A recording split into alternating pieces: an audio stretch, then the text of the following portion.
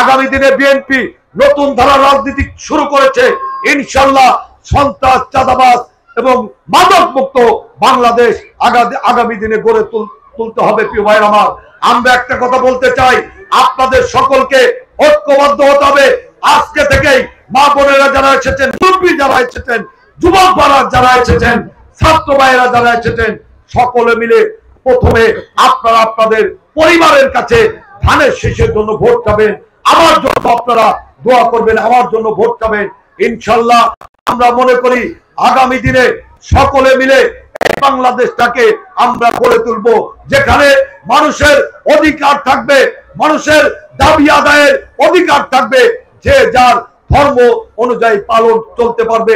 এখানে কোনো সাম্প্রদায়িক হানাহানি থাকবে না, দম্ভ থাকবে না, এবং কি বিএনপি ক্ষমতায় আসবে আগামী দিনে বাংলাদেশের কোন নির্বাচনে আর কারচুপি হবে না। সেটা স্থানীয় বলেন, এমপি বলেন, ইউনিয়ন পরিষদ বলেন, সকল নির্বাচন বিএনপি সুষ্ঠুভাবে সম্পন্ন করবে।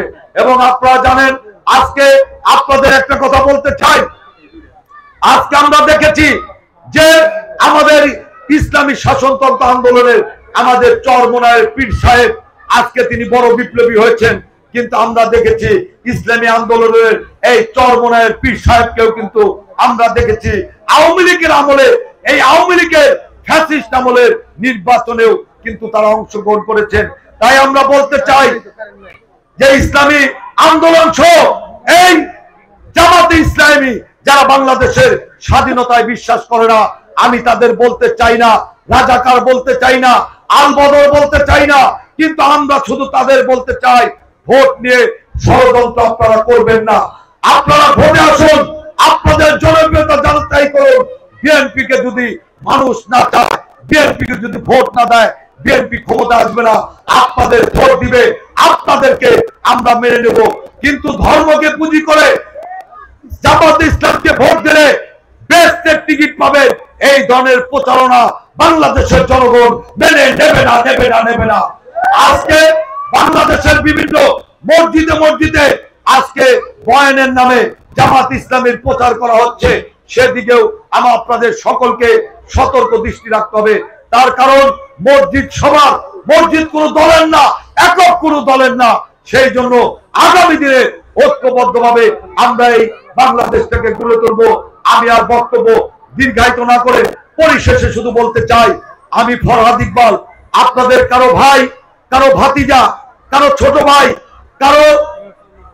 কারো বন্ধু, আমি আপনাদের এলাকার ছেলে হিসাবে, এই সদরের সন্তান হিসাবে আমি আপনাদের দোয়া কামনা করি যে আপনারা আমাকে ধানের শীষে ভোট দিয়ে নির্বাচিত করবেন এবং আমার জন্য দোয়া করবেন। দল যাতে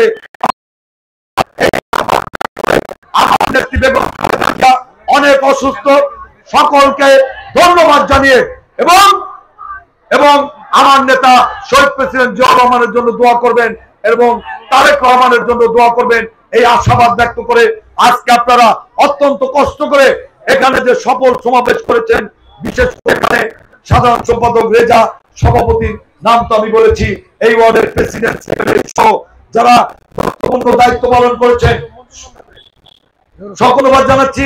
এখানে মঞ্জু সহ যারা আছে সকলকে আমি ধন্যবাদ জানাচ্ছি এবং আমি যাদের নাম বলতে পারলাম না সকলে ক্ষমা সুন্দর দৃষ্টিতে দেখবেন।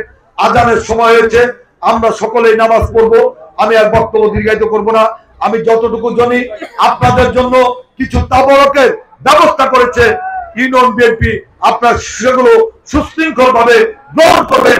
সকলকে ধন্যবাদ জানিয়ে আগামী দিনে দল মত নির্বিশেষে ঐক্যবদ্ধভাবে আমরা একটা সুন্দর বাংলাদেশ গড়ে তুলবো, যে বাংলাদেশে কোনো সন্ত্রাস থাকবে না, চাঁদাবাজি থাকবে না, লুটপাট থাকবে না, ভোট কারচুপি হবে না।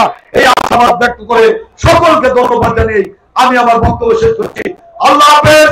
বাংলাদেশ জিন্দাবাদ, শহীদ জিয়াউর হক এবং খালেদা জিয়া জিন্দাবাদ, তারেক রহমান জিন্দাবাদ। সকলকে ধন্যবাদ।